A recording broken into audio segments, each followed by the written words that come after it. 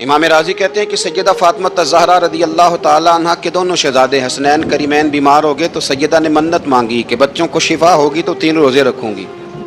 شفا ہو گئی، روزے بھی رکھ لیے۔ اور جب مولا علی شیر خدا روزہ رکھنے کے لیے بیدار ہوئے، سیدہ فاطمہ الزہرا بیدار ہوئیں تو امام حسن اور حسین بھی اٹھ گئے۔ 7-8 سال کی عمر ہے، اماں جی ہم نے بھی رکھنا ہے۔ صبح کھجور اور دودھ سے روزہ رکھ لیا گیا۔ عین افطاری کے وقت مولا علی کہتے ہیں فاقے چل رہے تھے، کہیں سے میں جوں لایا تھوڑے سے، سیدہ فاطمہ الزہرا نے پیس کا روٹیاں پکائیں۔ وہ وقت جو بڑا مشکل ہوتا ہے افطار کا، کہتے ہیں اس وقت جب کھانے کے لیے بالکل ہاتھ آگے بڑھنے لگے اور امید تھی کہ ابھی سیدنا بلال اللہ اکبر کہیں گے تو روزہ کھلے گا، لیکن ابھی چند ہی منٹ رہتے تھے کہ دروازے پر ایک فقیر نے صدا دی۔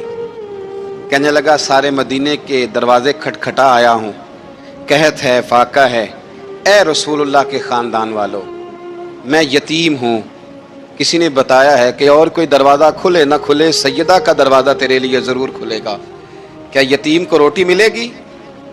تو حضرت مولا علی نے بچوں کی طرف دیکھا ہی تھا کہ امام حسن ساری روٹیاں جا کے دروازے پہ دے آئے۔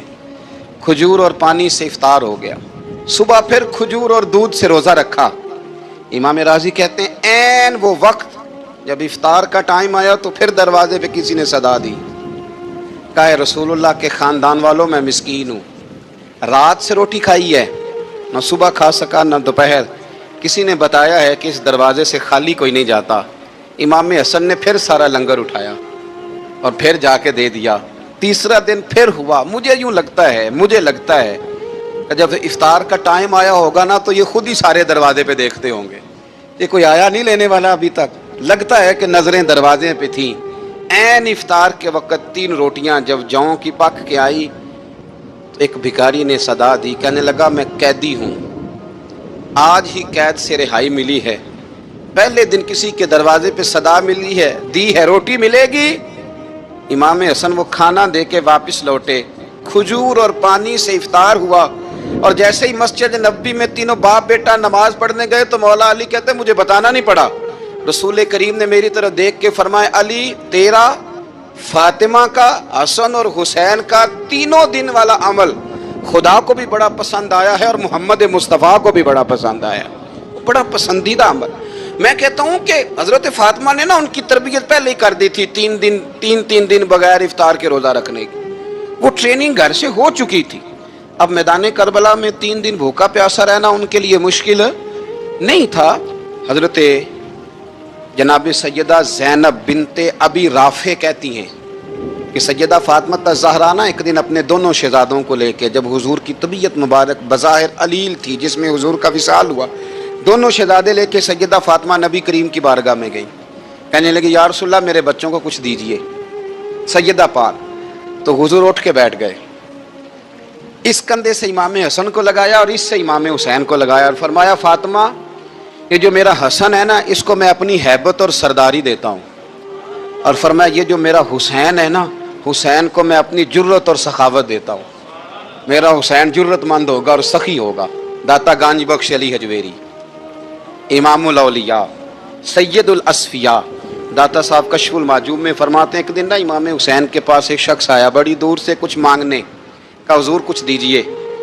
وہ شخص کہتا ہے کہ میرا ظرف یہ تھا کہ 4-5 دینار ملیں گے، تو امام حسین فرمانے لگے تھوڑی دیر بیٹھ جا، رزق آ رہا ہے۔ تو امام حسین کو حکومت وقت کی طرف سے نا 5 تھیلیاں ملی جس میں ایک تھیلی میں 500 اشرفیاں تھیں، 5 تھیلیاں آئیں، لیکن اس کو آنے میں نا ذرا دیر ہو گئی۔ وہ 5 تھیلیاں جب آئی نا تو امام حسین اس کی طرف 5 تھیلیاں بڑھا کے نا، ذرا دیکھنا میری طرف غور سے، 5 تھیلیاں بڑھا کے نا تو فرمانے لگے میاں جتنا تجھے انتظار کرایا نا اتنی ہم تیری حاجت پوری نہیں کر سکے، تو یہ نہ محسوس کرنا کہ حسین کے دروازے پہ بیٹھا بھی رہا ہوں تو ملا کیا ہے، یہ نہ محسوس کرنا۔ وہ شخص کہتا ہے جب میں نے وہ تھیلیاں کھولی اور پھر میری نظر امام حسین پہ پڑی تو میرے اندر سے آواز آئی اگر حسین ابن علی اتنے سخی ہیں تو محمد عربی کتنے سخی ہوں۔ اگر یہ معیار ان کا ہے، ان کا یہ معیار ہے، اور خود بھیک دیں خود ہی کہیں منگتے کا بھلا ہو، خود کہنے لگے جتنا انتظار کرایا ہے اتنی تیری مدد کر سکے یہ سخاوت کا معیار تھا، یہ طریقہ تھا۔ ایک دفعہ سیدنا امام حسین رضی اللہ تعالیٰ عنہ کے گھر کے اندر 5000 دینار آئے۔ مسجد میں تھے، آپ کو 5000 دینار ملے تو امام زین العابدین کہتے ہیں کہ مسجد سے لے کر گھر آنے تک امام حسین نے 5000 اللہ کے رستے میں خیرات کر دی۔ فرماتے میں نے کہا ابا جی 5 دینار کی گھر میں ضرورت تھی، مالاں والے سخی نہیں ہوندے تے سخیاں کل مال نہیں ہوندا، ایتھے اوتھے دوویں جہانی سخی کنگال نہیں ہوندا۔ کہ ابا جی 5 دینار کی گھر میں ضرورت تھی تو کہتے ہیں مجھے فرمانے لگے بیٹا یہ جن کو میں نے دیا ہے نا یہ گھر کے لیے ہی دیا ہے، یہ گھر کے لیے ہی دیا ہے، جن کو دیا ہے تمہارا کیا خیال ہے یہ باہر خرچ ہوا ہے؟ یہ گھر کے لیے ہی ہے۔ اس لیے کہ جب انسان دوسروں پر شفقت کرتا ہے تو اللہ اس کے گھر پہ رحمت فرماتا ہے۔ امام حسین کے مزاج میں پہلی بات میں نے ذوق عبادت کی عرض کی، دوسری بات عرض کر رہا ہوں کہ صحابہ حضرت اسامہ بن زید بڑے پیارے ہیں میرے نبی کریم کے، بڑے پیارے۔ حضرت اسامہ بن زید کے بارے میں سیدہ عائشہ صدیقہ فرماتی ہیں ان کے ناک سے اگر رینٹھ نکلتی تھی تو اللہ کے رسول اپنے دستے مبارک سے صاف کر دیتے تھے، اور سرکار فرماتے تھے کہ اگر اسامہ لڑکی ہوتا نا، ان کے غلام کے بیٹے تھے حضرت زید بن عامر، اگر یہ لڑکی ہوتا میں اسے زیور پہناتا۔ بڑے پیارے تھے، لیکن جب ان کا آخری وقت آیا نا تو 60,000 دینار کا قرضہ تھا۔ رشتہ داروں سے کہا، دوستوں سے کہا، یاروں سے کہا، پر قرض ادا نہیں ہو رہا تھا۔ حضرت اسامہ بن زید کہتے ہیں بڑا پریشان تھا۔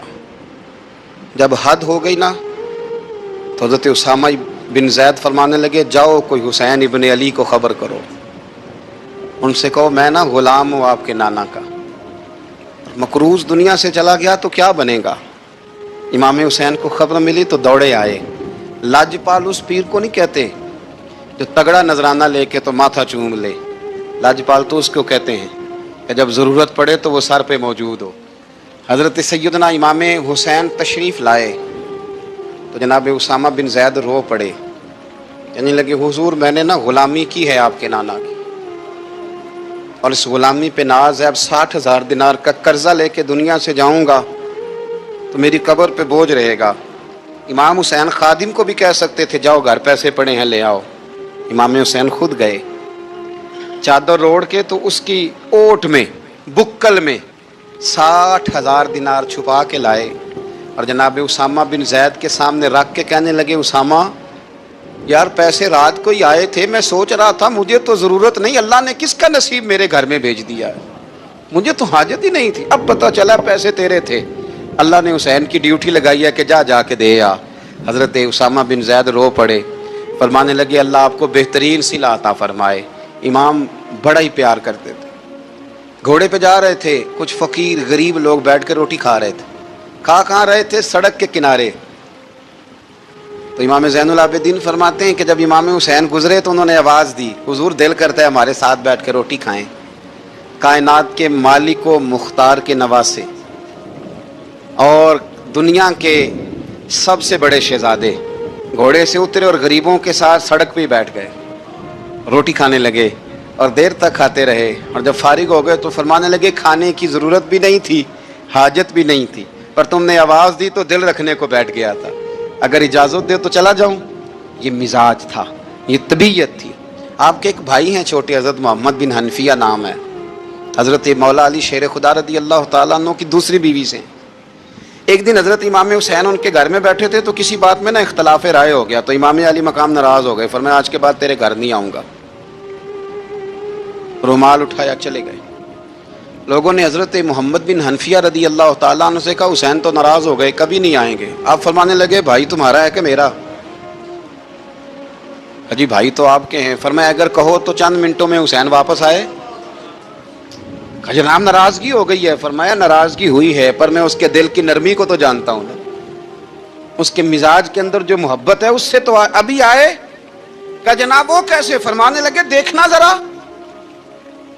تو امام حسین نے خط لکھا، حضرت محمد بن حنفیہ نے رکا لکھا، کہنے لگے حسین میرے باپ کا نام بھی علی ہے اور آپ کے باپ کا نام بھی علی ہے، پر ایک فضیلت ایسی ہے جس میں میں آپ کا مقابلہ نہیں کر سکتا، وہ یہ ہے کہ آپ سیدہ فاطمہ الزہرا کے لال ہیں، آپ محمد مصطفیٰ علیہ السلام کے نواسے ہیں۔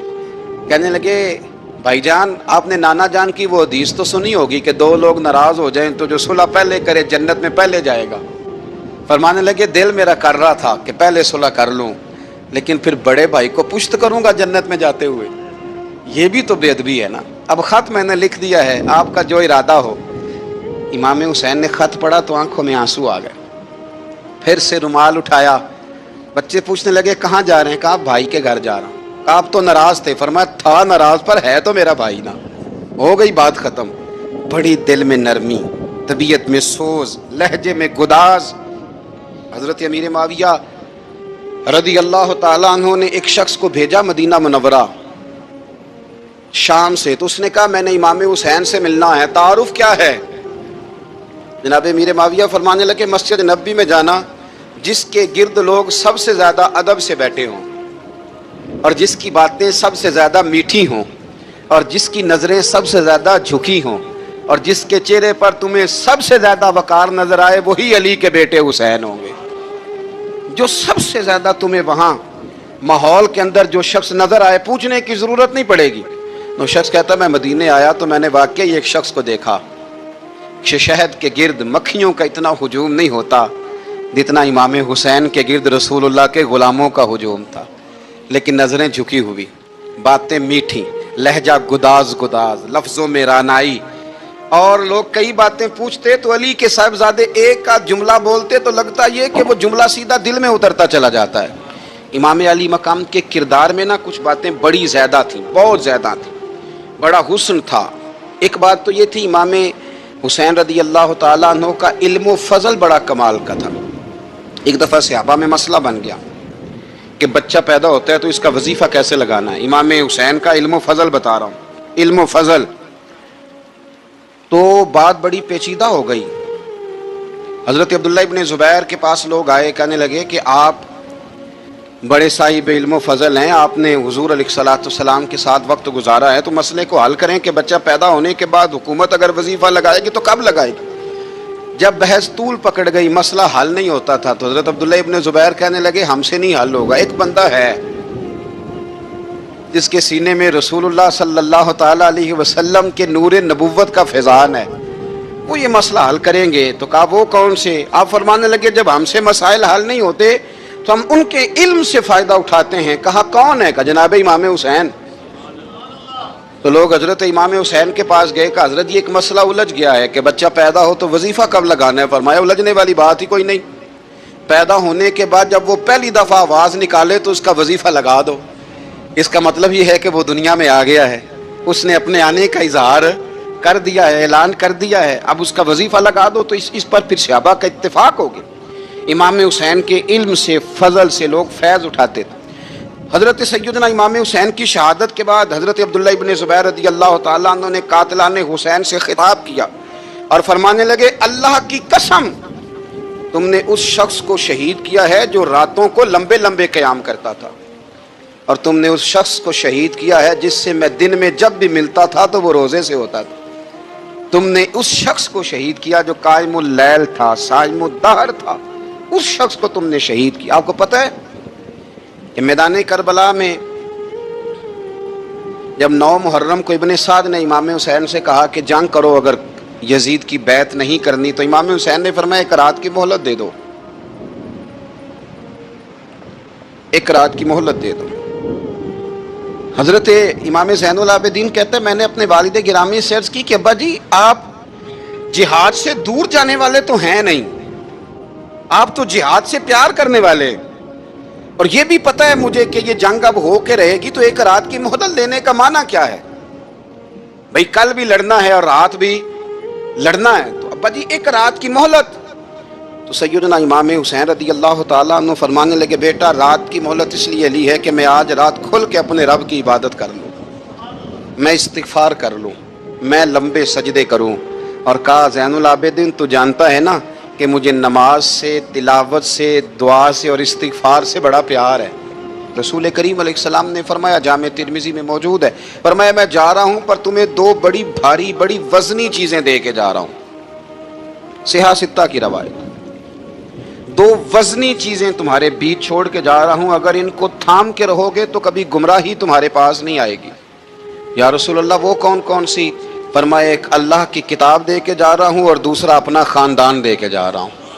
اگر اہل بیت نبوت کو تھامے رہو گے، ہمارے بزرگوں نے لکھا ہے کہ یہ جو حضور نے کتاب اللہ اور پھر اپنی اہل بیت کا تذکرہ فرمایا، تو اس کا مطلب یہ ہے کہ تھیوری دیکھنی ہوئی تو قرآن دیکھنا، اور پریکٹیکل دیکھنا ہوا تو علی اور فاطمہ کو دیکھنا، حسن اور حسین کو دیکھنا، ان کو دیکھنا۔ نبی کریم علیہ الصلوۃ والسلام کے اہل بیت مینارہ نور ہیں، ان کی محبت، ان کا پیار کیوں بھلا؟ اس لیے کہ یہ وہ خوبصورت لوگ ہیں جن کو خود میرے نبی پاک نے تراشا ہے۔ ان کی سیرت میں جتنے رنگ ہیں وہ رسول کریم نے خود بھرے ہیں۔ ان کی ایک ایک بات کا خیال نبی پاک نے رکھا ہے۔ حضور نے از خود انہیں اپنی صحبت عطا کی ہے۔ زیادہ دور نہیں تھا سیدہ فاطمہ کا گھر، مسجد نبوی کے ساتھ تھا۔ اللہ کے رسول دن میں 2 دفعہ جایا کرتے تھے۔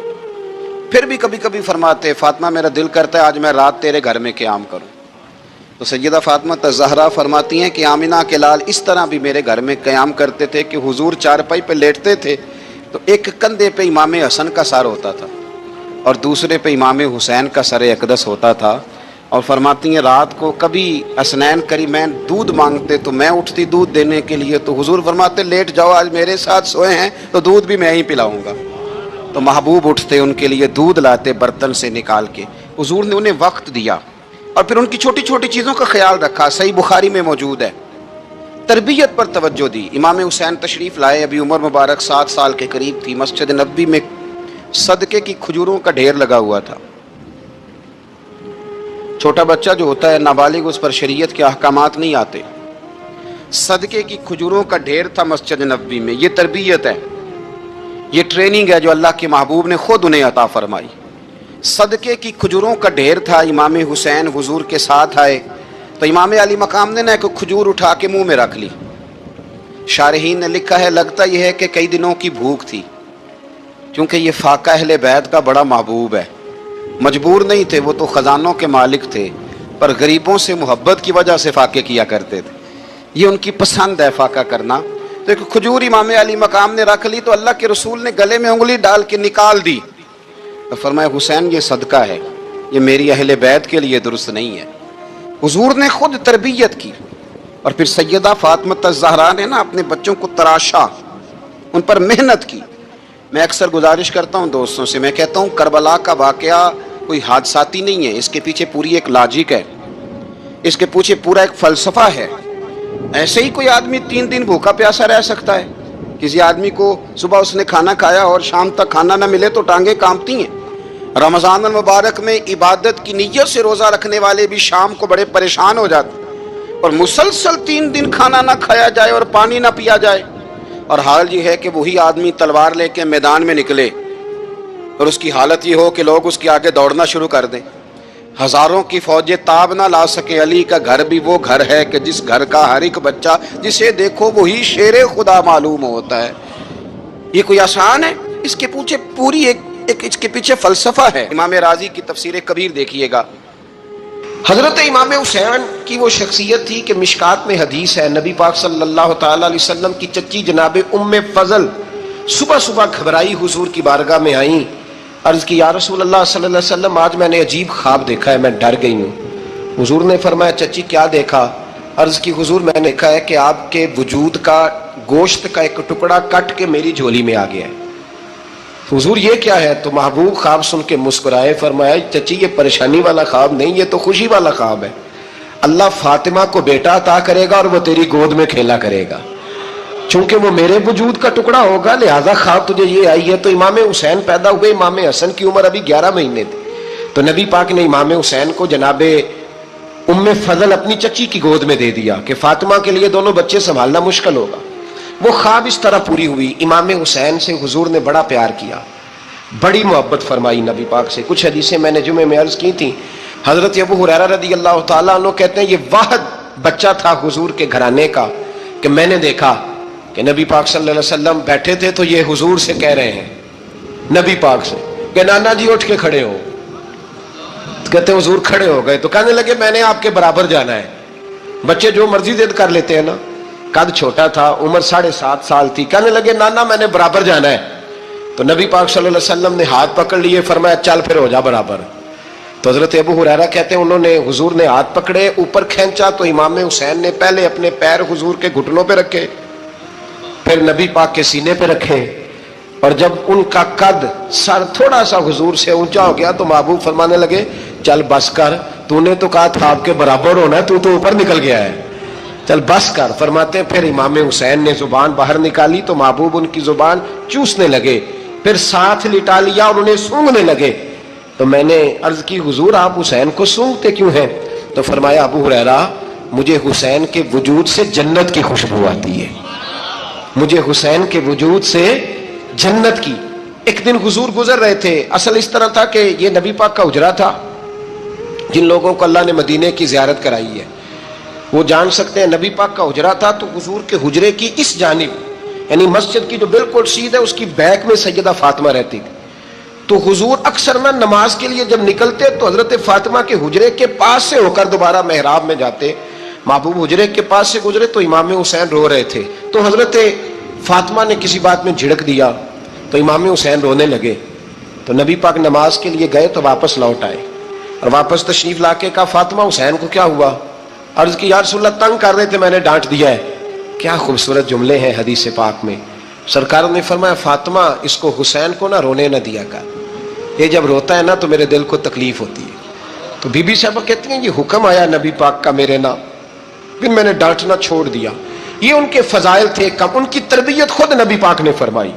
پہلی بات تو یہ ہے کہ نبی پاک نے دعا مانگی تھی یا اللہ میرے گھر والوں کو زیادہ روزی نہ دینا، انہیں ایک وقت روٹی دینا ایک وقت کی بھوک دینا۔ یہ جو 10 دن کربلا میں انہیں ٹینشن نہیں نہ ہوئی، انہیں عادت تھی فاقہ کرنے کی، انہیں 3 دن وصلی روزے رکھنے کی عادت تھی، پہلی بات۔ دوسرا یہ کہ جہاد کی تربیت حضور خود کراتے تھے۔ حضرت فاطمہ الزہرا کہتی میں پردے کے پیچھے دیکھ رہی تھی، نبی پاک نے امام حسن اور حسین سے فرمایا چلو میرے سامنے کشتی لڑو۔ تو دونوں حضرات آپس میں جب کشتی لڑنے لگے تو نبی پاک نا امام حسن کو کہتے ہیں حسن حسین کو ٹانگوں سے پکڑو، حسن حسین کو پیچھے سے پکڑو۔ جب نبی پاک بار بار امام حسن کو بتا رہے تھے تو سیدہ پیچھے سے بول پڑی، کہنے لگی یا رسول اللہ آپ چھوٹے کو بتائے آپ بڑے کو بتا رہے ہیں، بڑا تو پہلے 11 مہینے بڑا ہے تو آپ چھوٹے کو بتائے بڑے کو بتا رہے۔ تو فرمایا فاطمہ تو چپ کرنا، جو میں دیکھ رہا ہوں تو نہیں نہ دیکھ رہی، ایک کو میں بتا رہا ہوں دوسرے کو جبریل امین بتا رہے ہیں۔ لیکن اس کے ساتھ ساتھ امام حسین رضی اللہ تعالیٰ عنہ کا جذبہ جہاد، امام حسین کی استقامت، آج لوگ ادھر ہوتے ہیں جس طرف ہوا کا رخ ہوتا ہے۔ آج لوگوں کی سوچوں کا زاویہ یہ ہے کہ جدھر رش زیادہ ہوگا ہم بھی ادھر جائیں گے، ہم یہ نہیں دیکھتے حق کس طرف ہے، ہم یہ دیکھتے ہیں رش کس طرف ہے۔ امام حسین رضی اللہ تعالیٰ عنہ نے رش نہیں دیکھا، حق دیکھا۔ امام حسین رضی اللہ تعالیٰ عنہ استقامت کے وہ پہاڑ ہیں، معمولی آدمی نہیں تھے۔ فرزق شاعر کہتا ہے کہ میں نے امام حسین سے کہا تھا، میں نے کہا لوگوں کی تلواریں یزید کے ساتھ ہیں پر دل آپ کے ساتھ ہیں، دل آپ کے ساتھ ہیں۔ امام حسین رضی اللہ تعالیٰ عنہ نے زمانے کے حالات نہیں دیکھے، حق اور سچ دیکھا۔ جتنی چیزیں انسان کو کمزور کر سکتی ہیں وہ ساری امام حسین پہ طاری کی گئیں، جتنی چیزیں۔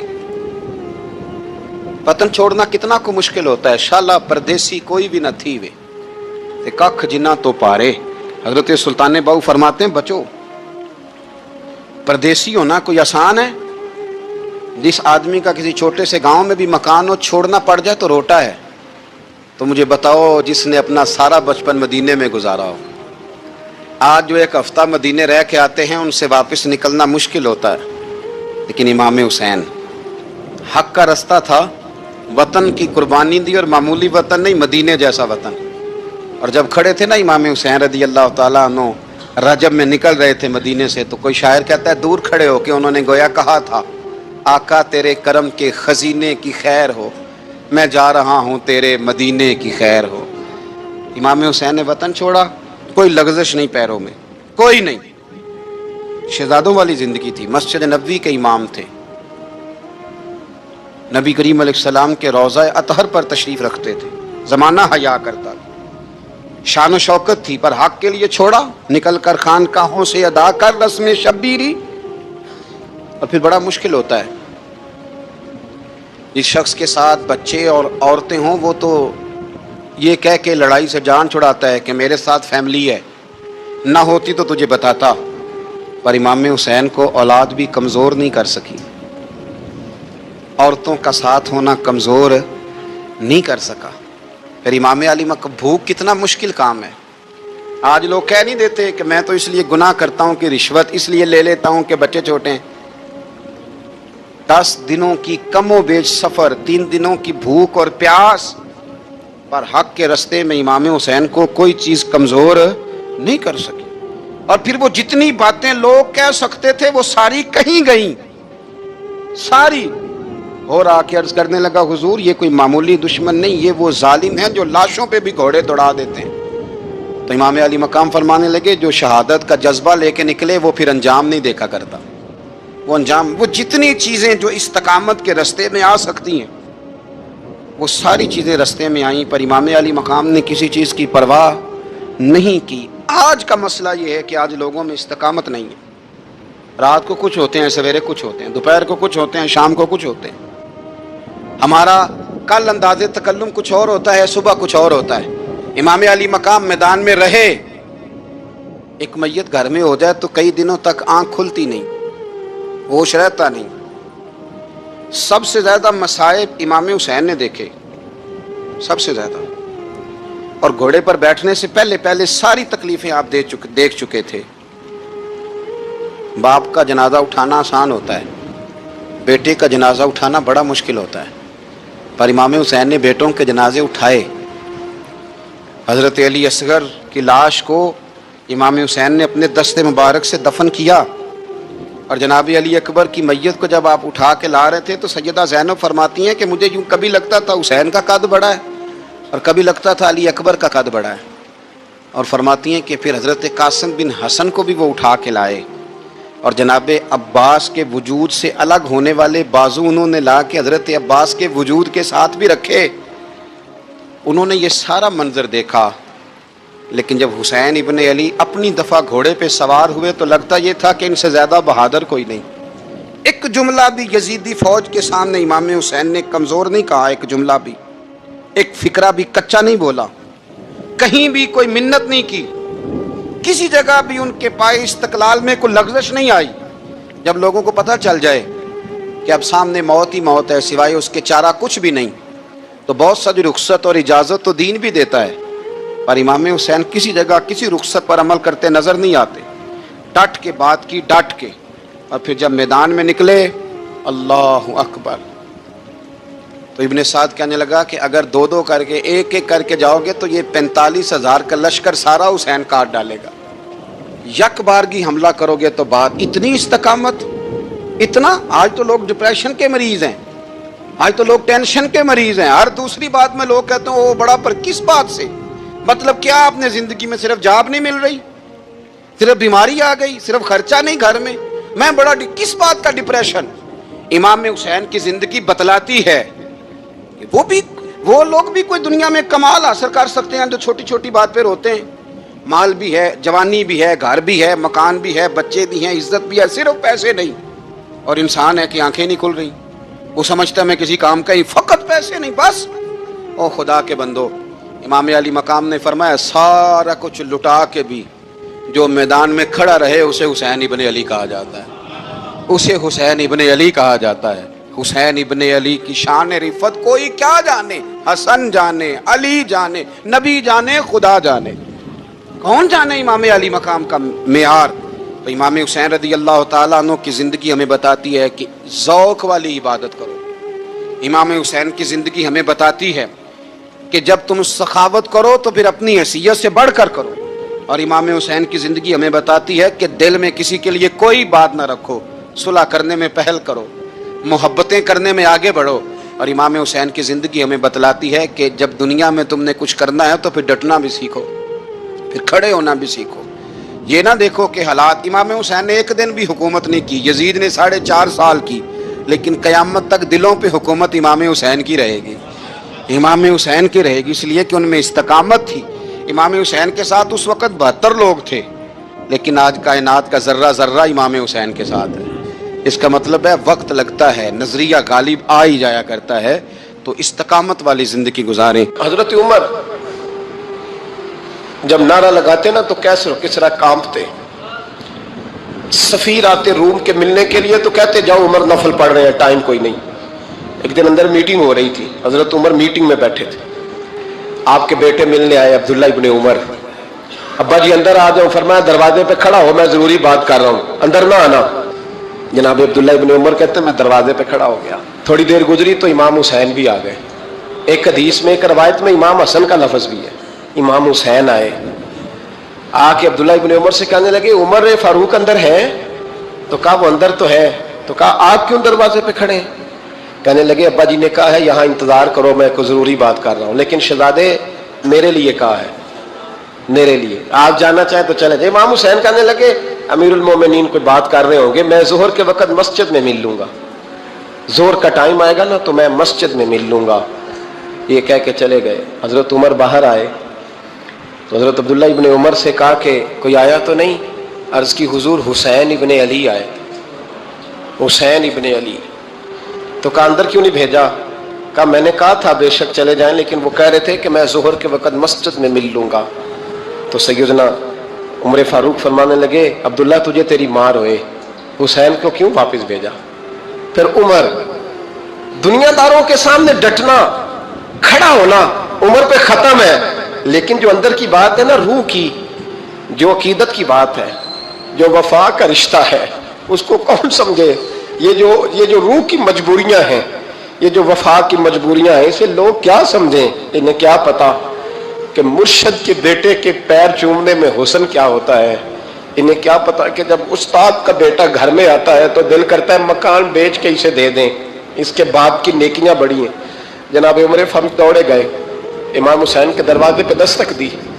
इमाम हुसैन बाहर रखा, शहजादे यार मिलने आए थे तो बगैर मिले क्यों आ गए? अर्ज की कि आप मसरूफ थे, आपके अपने बेटे भी दरवाजे पे खड़े थे, तो मैं वापस आ गया। इमाम हुसैन कहते उमर जज्बात में आ गए, सर से पगड़ी गिर गई, कहने लगे हुसैन मेरे बेटे का और हुसैन का क्या मुकाबला? क्या उसकी माँ का नाम फातिमा ज़हरा है? क्या उसकी नानी का नाम खतीजतुल कुबरा है? क्या उसके नाने का नाम मोहम्मद मुस्तफा है? और फिर सर से पगड़ी उतरी थी, अपने बाल जोर से पकड़ लिए, कहने लगे हुसैन मैं ना मक्के में ऊंट चराया करता था और डंडों से मार खाता था अपने बाप से। ये जो आज सारी दुनिया में उमर के नारे लगते हैं, ये तेरे नाने का सदका है। शहजादे मेरी वफा और मेरी वफा में जब तेरा दिल करे ना दौड़ के आ जाया कर। उमर तो लोग, एक दिन इमाम हुसैन ने आके ना जनाबे फारूक आजम से कहा, खुतबा दे रहे थे बच्चों की, तभी शुरू में पता नहीं क्या बात आई इमाम हुसैन के दिल में, कहने लगे उमर नीचे उतरो, ये मेरे नाना का मिंबर है। तो हजरत सैयदना उमर, सुनो कभी मेरा भी बच्चा आ जाए तो मैं कहता हूं इसको पकड़ो यार, बच्चों को तो नहीं ना जुम्मों में मतलब जिक्र किया जाता, उतरना मेरे नाने का मिंबर है। जनाब उमर उतर के नीचे खड़े हो गए, तो कहा जाके अपने नाने के मिंबर पे बैठ। तो हजरत उमर रो पड़े, कहने लगे शहजादे मेरे नाने का मिंबर ही कोई नहीं है ही नहीं, ये मिंबर ये मुसल्ले ये तेरे नाने की शान है, मेरे नाने का कोई मिंबर नहीं, तेरे ही नाने का मिंबर है। थोड़ी देर खड़े रहे तो इमाम हुसैन कहने लगे अच्छा कोई नहीं आपके नाने का मिंबर का नहीं? कहा चलो फिर मेरे नाने के मिंबर पे बैठ जाओ, चलो खैर है, कोई नहीं आपके नाने का? कहा नहीं।